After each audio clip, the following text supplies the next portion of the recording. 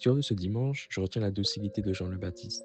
Une fois que Jésus lui a révélé ce par quoi il convient que s'accomplisse toute justice, il lui fait pleinement confiance. Il adhère à son plan et il passe à l'action, et ce malgré son incompréhension. En ce dimanche, le Seigneur vient à notre rencontre par le baptême. Donc nous connaissons notre Dieu qui se fait trois personnes.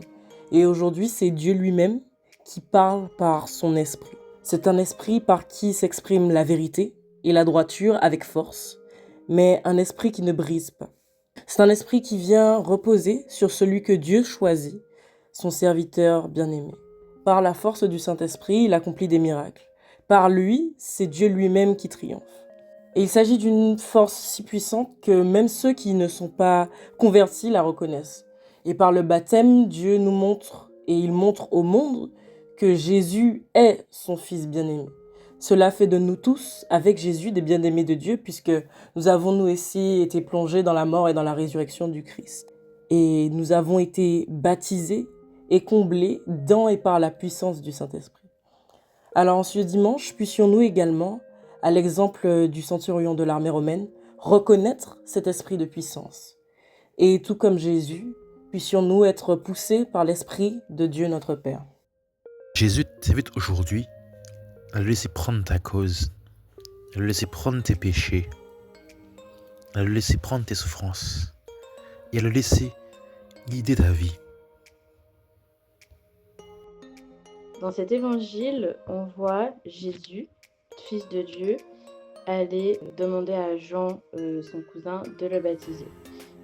Pour moi, c'est un geste qui est très fort parce que Jésus n'avait pas besoin d'être baptisé, n'avait pas besoin de demander à Jean de le baptiser étant donné qu'il est déjà le fils de Dieu. Mais il a voulu enclencher un mouvement, montrer l'exemple, montrer que le baptême, ce n'est pas juste recevoir de l'eau bénie sur la tête, c'est aussi recevoir l'Esprit Saint. Que c'est par ce geste que nous devenons enfants de Dieu.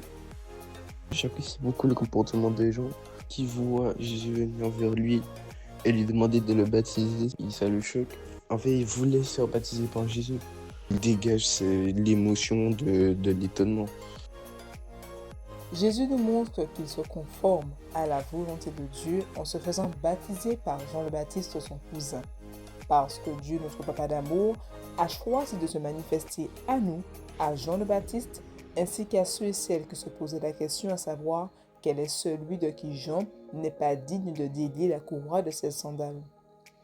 Dieu nous montre et nous rappelle à travers le baptême de Jésus, son Fils unique, qu'en ayant été baptisé, il faut que nous prenions conscience de deux choses, que nous sommes enfants de Dieu et que le Saint-Esprit habite en nous.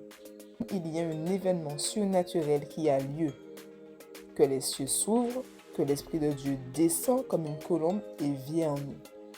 Alors non, nous ne verrons pas forcément cet événement de nos yeux de chair, mais il faut le croire.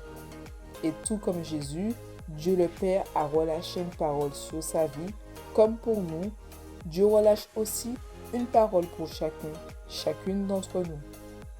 Jésus nous montre qu'à son exemple, il faut que nous soyons humbles. En cette nouvelle année où nous fêtons le baptême de notre Seigneur, voulons-nous nous aussi accepter de marcher selon ses voies, de prendre le vrai chemin de l'humilité, de rester calme face à une situation que nous ne comprenons pas et savoir discerner la voix de Dieu lors des différentes situations, événements de notre vie. Que celui qui a des oreilles, qu'il entende. Bonne fête du baptême de notre Seigneur.